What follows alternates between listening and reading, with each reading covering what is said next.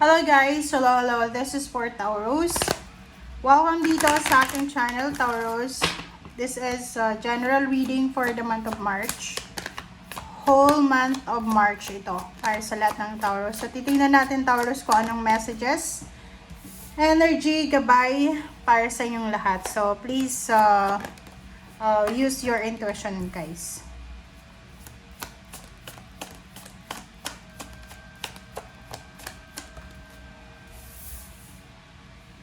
Okay.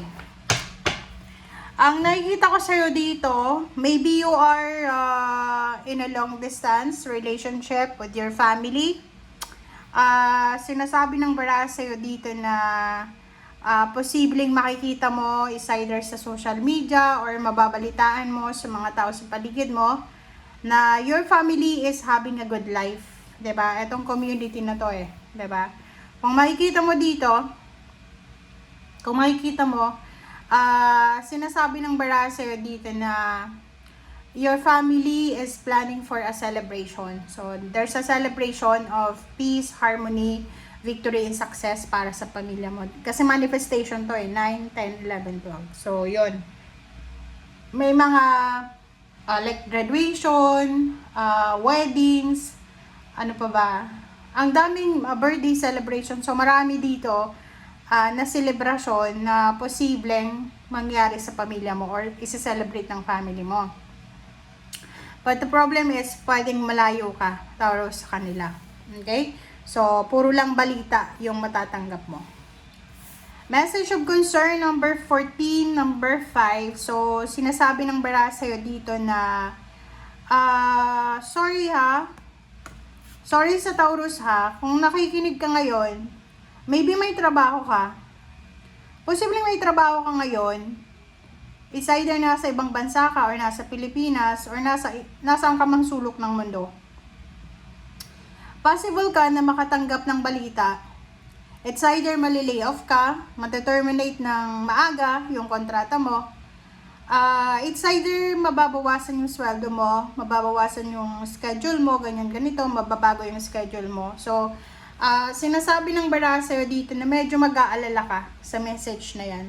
So, there's a concerning message na darating sa'yo ngayong Marso na yun, na pwedeng magdala sa'yo ng pagbabago. So, because of that message, because of that information, communication, posibleng ikaw ay makakapag-desisyon na umalis.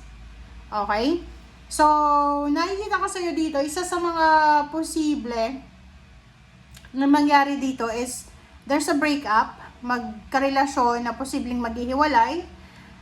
So, posibleng umalis ka na sa bahay, lumipat ka ng tirahan, or possible dito na yon, mawalan ka ng trabaho, or mawalan ka ng pinagkakakitaan, na yun yung dahilan para mag-travel ka, lumipat ka, and hanapin mo kung saan ka nababagay. Okay? So, yun. Taurus.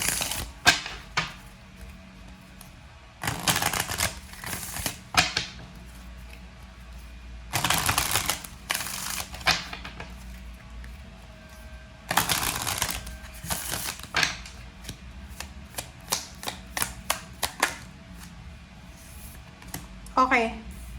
So, same with Capricorn. So, same energy lang naman kayo. Ang sabi ng baraha sa'yo dito, you need to prioritize yourself. Okay? So, sa buwan ng Marso, kailangan mong i-priority kung ano yung nararamdaman mo. Kailangan mong gawin kung ano yung nasa sa loob mo. Yung ninanais mo. Feather. Sa buwan din ng Marso, pag-isipan mong mabuti ang bawat desisyon mo. It's either you're judging about the lives of other people or about sa decision making mo sa sarili mo. So, you need to think first, okay? Bago ka gumawa ng desisyon, bago ka gumawa ng action, make it meditate, pray. Okay? Huwag tayong magpadalos-dalos this March.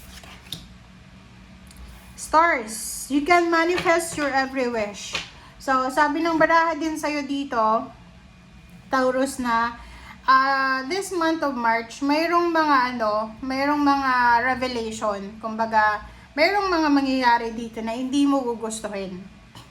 May mga mangyayari dito na pwedeng hindi mo matatanggap na nangyari sa'yo or mangyayari sa'yo. But, sinasabi ng baraha sa'yo na everything happens for a reason. Okay? Lahat may dahilan. Number 5 siya. So, kung nag-aalala ka, maybe you are panicking, meron ka ng anxiety, may depression ka, hindi ka makatulog sa gabi because of concern.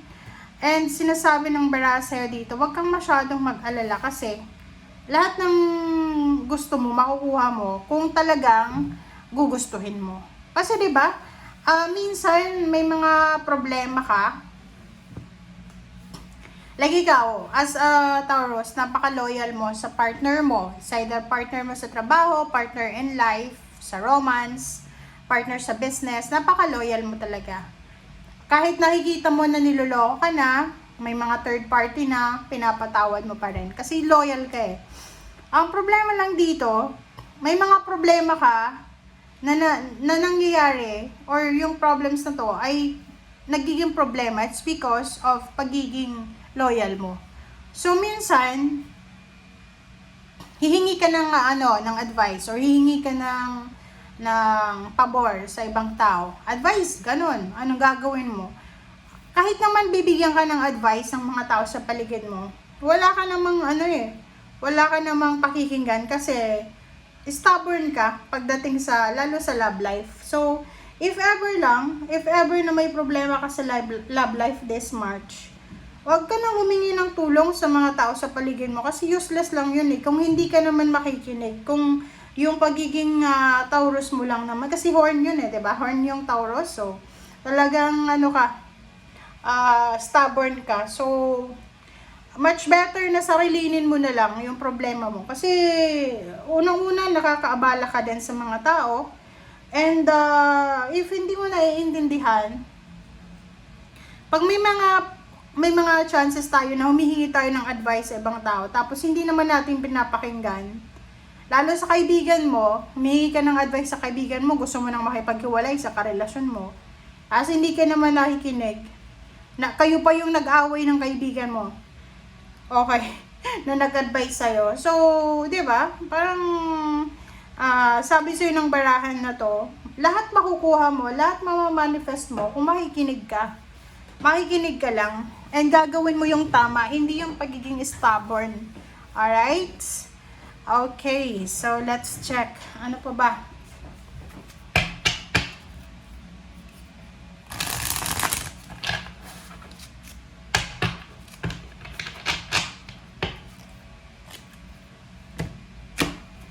Nakikita ko sa'yo dito, maybe this March ay bago na yung location mo. Bagong trabaho, bagong yung location, or bagong plano. Okay, 7 of Pentacles, Seer the Fool. Nakakaloka. Alright, tingnan mo to. Nakikita mo ba? Okay, so, sinasabi ng baraha sa'yo dito na yung future mo, okay, this is your Page of Wands, your success, your victory, yung triumphant success mo talaga, yung tagumpay mo, nakadepende daw yon sa kung ano yung gagawin mo sa ngayon. Diba? So, yun nga sabi ko sir dito na lahat makukuha mo, lahat ng wish makukuha mo, lahat mamamanifest, but it depends sa kung ano yung gagawin mo. Page of Wands, this is about the result, okay? The result, the outcome ng judgment mo, ng action mo sa ngayon. So, kung may gagawin kang decision, lalo na by the end of February, ngayon is February 28, so kung ano man ang action na gagawin mo, you need to consider it. Magmamatter ba yung action na yan 5 years from now? Or eto ba yung result na gusto mo in the future? Okay? So, nakikita ko rin sa'yo na meron ditong Taurus na medyo hindi ka na masaya sa kasalukuyan mong trabaho, or may negosyo ka ba, or mga sources of income mo. So parang medyo na ano ka na, naaalibadbaran ka na sa kung ano yung nangyayari sa'yo. So you are planning this March na magsimula. Maybe risky yung decision mo na to. Kaya sabi sa'yo ng barahan na to, you need to be careful. You need to meditate, you need to contemplate, you need to think. Pag-isipang mabuti ang bawat desisyon, kasi every decision may consequences yan. So yun yung minsan 'di ba, dala ng galit, dala ng bugho ng damdamin natin. We decided or we plan na hindi natin pinag-iisipan. So yung Seven of Pentacles mo dito, yung emotion mo na parang nahirapan ka na, pagod ka na sa paghihintay, kailangan mo nang magsimula, pag-isipan mong mabuti. Okay?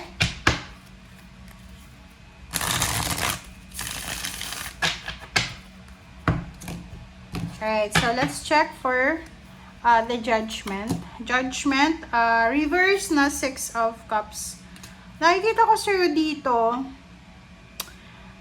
isang desisyon yung gagawin mo this March na hindi mo nababalikan talaga ang nakaraan. Wow! Big judgment to. So, simula ngayong March, ang nakikita ko sa'yo dito na moving forward ka.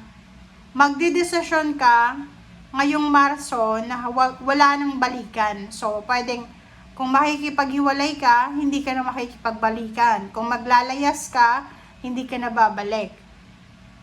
And this March, magdedesisyon ka na kakalimutan mo na yung nakaraan. Okay. What will happen? Okay.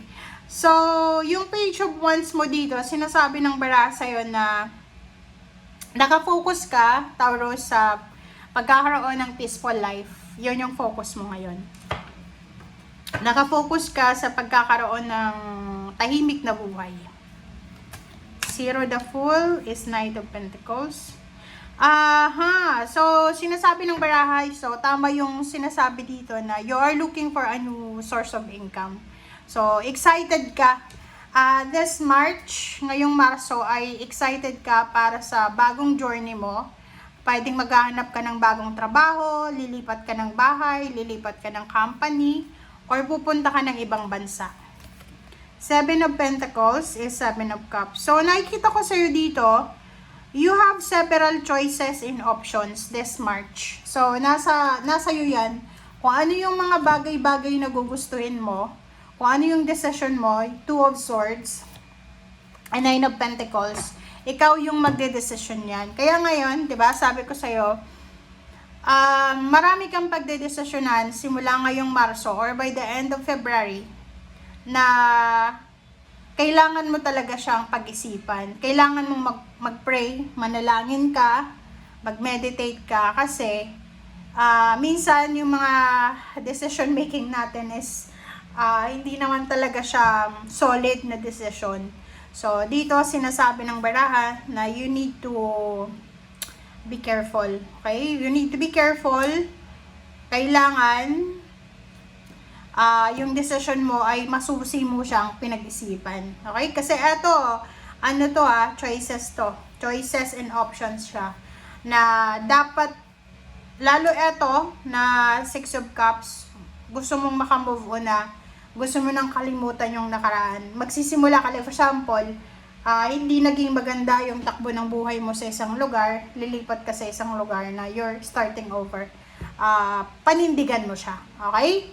Hindi yung pag nagkaroon ka ng problema in the middle, babalik ka. So, yun yung kailangan mong gawin ngayong simula ng Marso, na talagang hindi lang puro salita, kundi gawin mo rin. Okay? Thank you guys. Bye!